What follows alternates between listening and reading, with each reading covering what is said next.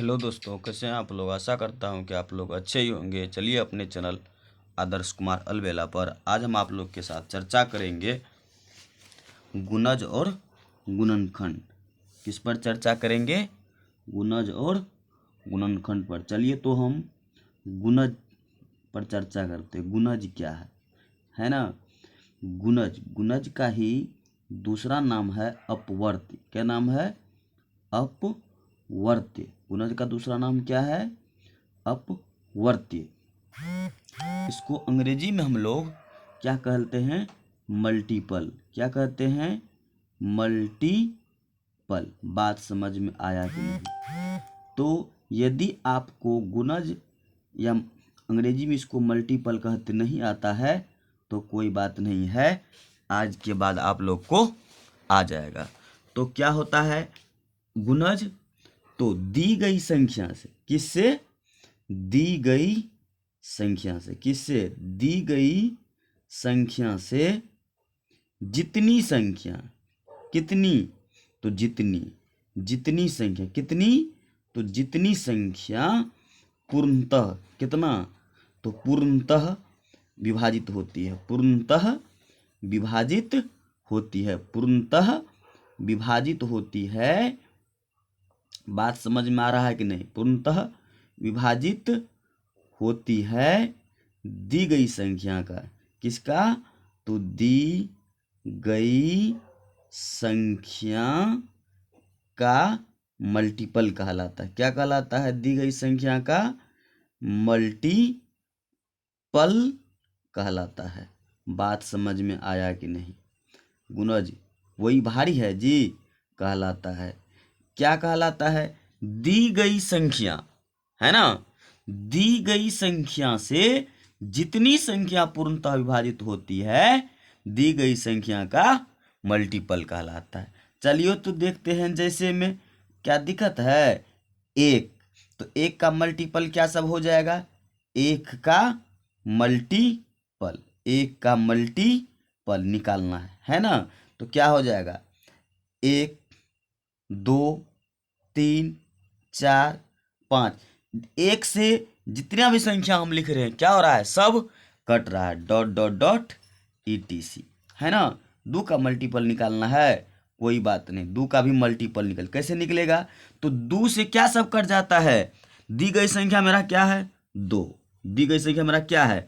2। तो जितनी संख्या, क्या 2 कटेगा जी? तो 2 से 2 कट जाएगा।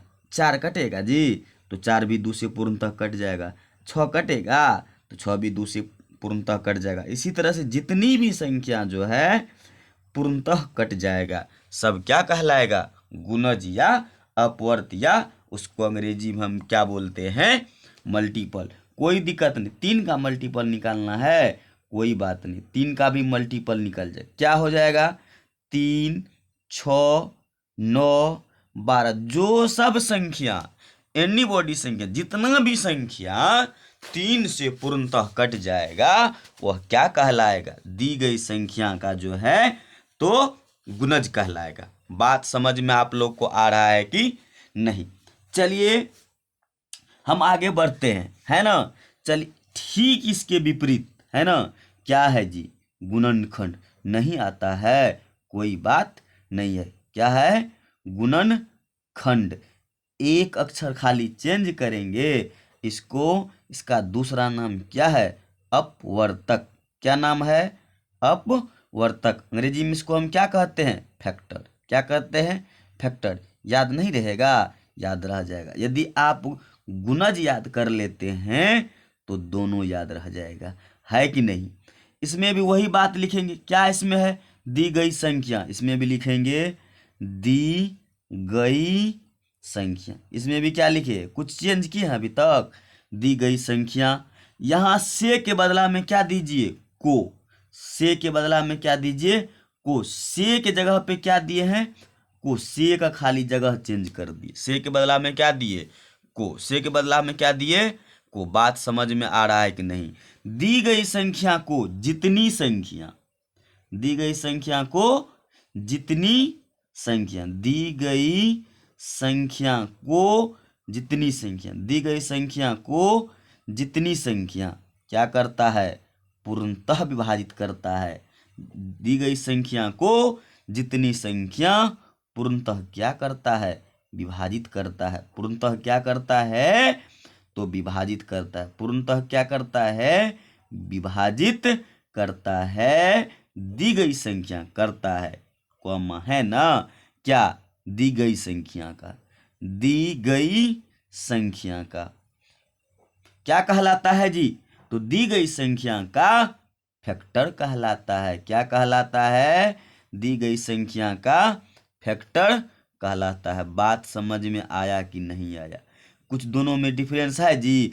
इसमें था क्या, दी गई संख्या जितनी संख्या पूर्णतः विभाजित होती है, इसमें है दी गई संख्या को जितनी संख्या पूर्णतः विभाजित क्या होती है, करती है, विभाजित करती है। दी गई संख्या का क्या कहलाता है, फैक्टर कहलाता है। बात समझ में आया कि नहीं आया। चलिए तो एक का फैक्टर लिखना है, कोई बात नहीं, एक का फैक्टर, एक को कौन काट सकता है, तो सिर्फ एक को एक ही काट सकता है, तो एक का फैक्टर एक है ना। दो का जो है, दो का फैक्टर निकालना है, तो दो को कौन सा काट सकता है, दी गई संख्या मेरा कौन है, टू, इसको कौन सा पूरा तरह से विभाजित करेगा, तो विभाजित करेगा एक, एक कर देगा और क्या करेगा, दो। तीन का फैक्टर लिखना है, कोई बात नहीं, इसको कौन सब काट सकता है, एक तो एक काट सकता है और दूसरा तीन ही इसको काट सकता है। इसी तरह से क्या निकालना है, चार का फैक्टर जी, कोई बात नहीं, चार का भी फैक्टर निकल जाएगा। क्या सब निकलेगा, एक से कट जाएगा, है कि नहीं, फिर दो से कट जाएगा, तीन से चार कटेगा, नहीं कटेगा, तो किससे कटेगा, चार से कटेगा। बात समझ में आया कि नहीं, तो समझ गए आप लोग।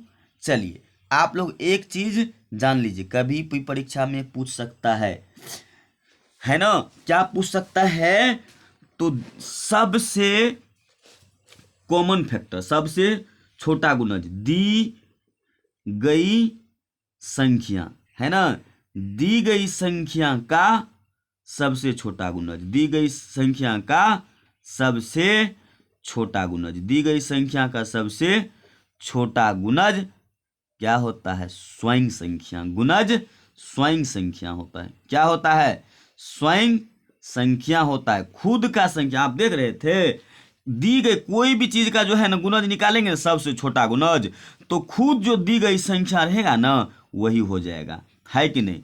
जैसे चलिए, पाँच का सबसे छोटा गुणज, पाँच का कौन चीज, सबसे छोटा गुणज, पाँच का सबसे छोटा गुणज क्या कहलाएगा, पाँच ही होगा। क्या होगा सब छोटा गुणज, खुद संख्या। बात समझ में आया कि नहीं आया।